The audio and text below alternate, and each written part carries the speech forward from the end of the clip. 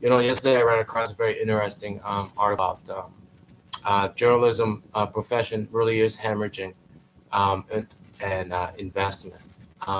And it took the case of New York City. Used to be just a mere, should I say, decade ago. There used to be like nearly 500,000 reporters living in New York City. That's almost 500,000 reporters, whereas today there's around 100,000. So the number has dwindled by what's that? 20%. Did I get that right? 20%. From 100% to 20%, dwindled by 80%. Right.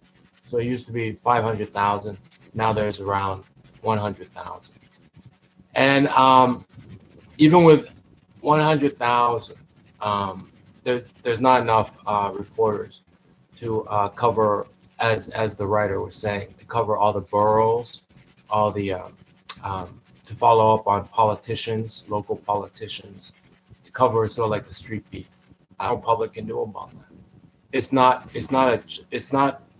You might be with the backlash against fake news,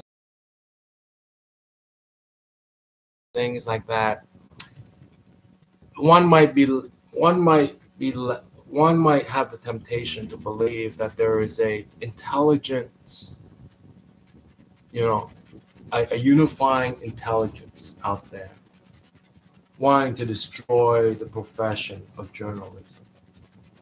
But the funny thing is there is no such conspiracy, no such intelligence out there destroying employment in journalism. The industry itself has its own troubles, like, adjusting to the internet, climate change, investment and money and debt. The industry itself that used to employ, in New York City alone, 500,000 reporters, now only employs 100,000. People aren't as interested in I shouldn't say people. I keep putting the onus on the reader, but the thing is, there's not enough people to provide beat coverage. City beat. Not enough people to cover all the boroughs. In the case of New York, follow up with, local politicians, see if they're corrupt or not, etc., etc. There just isn't, even with 100,000 in New York City alone. So and with U.S. president talking about fake news, everybody's talking about fake news and stuff like that. There's sort of thinking that there's some kind of consumer intelligence, against Walmart,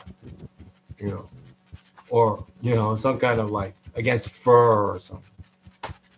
But I don't think so. The hemorrhage is so big, right? And when we write letters, we share on social media, we're talking about freedom of speech. We're reading it, we're reacting to it. So it's not really us. They're always talking about digital advertising. They're talking about, they don't know how to get people to pay for the internet stuff. They are the ones going through their troubles. We're not the ones sort of boycotting them as some kind of central intelligence conspiracy.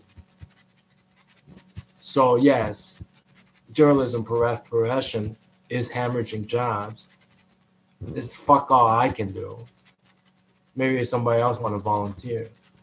From 500 million reporters to 100,000 reporters, maybe a billionaire want to volunteer.